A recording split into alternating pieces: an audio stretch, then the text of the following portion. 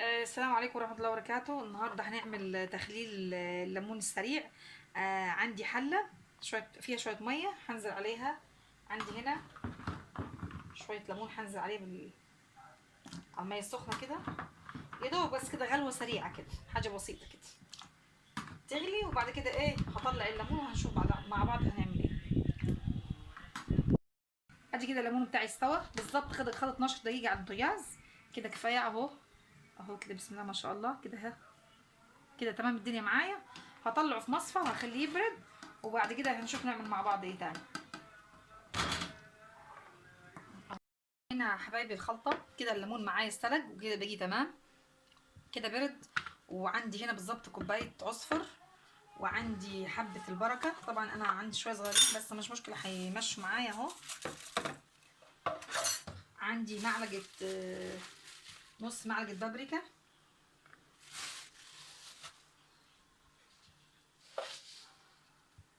معلقه سكر الماده الحافظه.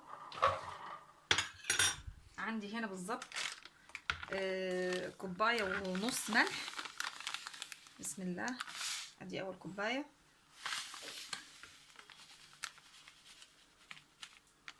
ادي النص. عندي ربع خل، ربع كوبايه خل.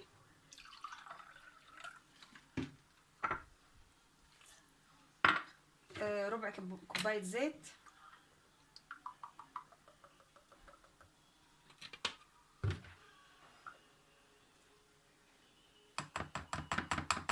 كده تمام. يبقى هنا حطينا عصفر، حبه البركه، معلقه سكر، نص معلقه بابريكا، يعني معلقه صغيره، بس انا عملتها بالمعلقه الكبيره. عندي كوبايه ونص ملح، عندي ربع خل، ربع زيت، ربع كوبايه زيت، ربع كوبايه خل. هنضرب الكلام الجميل ده كله مع بعضه كده. هتجيب كبشتين ميه الليمون اللي كنت غاليه فيها الليمون، بس كده فك يعني.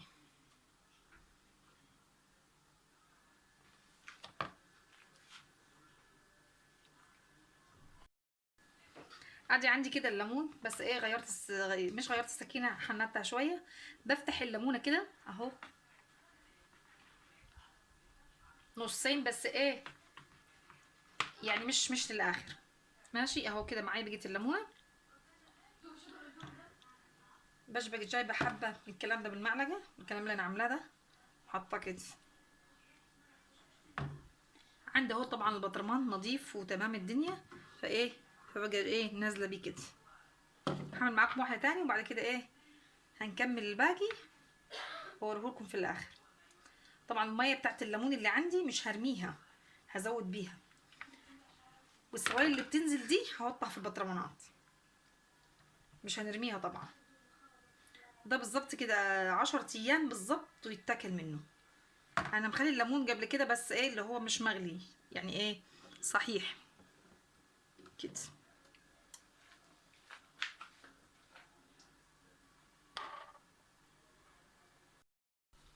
طبعا عندي هنا خلاص انا عبيت البطرمان ده وعبيت البطرمان ده.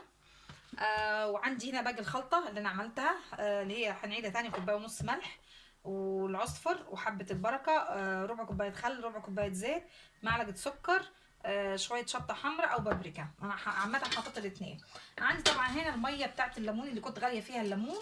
هو مش هيمر ولا حاجه، دايما اغلب الناس تقول لك لا الميه بتمر، لا مش بتمر ولا حاجه. حاطه هنا كبشتين او 3 على حسب الكميه اللي عندك، بطرمان او 2 او 3. انا عندي طبعا 2 هنا. احط الدنيا دي كلها كده على بعض واقلب كده التقليبه الحلوه دي، وهجيب كده بطرمان وهنزل بمحلول الميه ده كده اهو. 10 ايام بالظبط وتاكلي منه. اللهم احسن من بين ايدينا يا رب.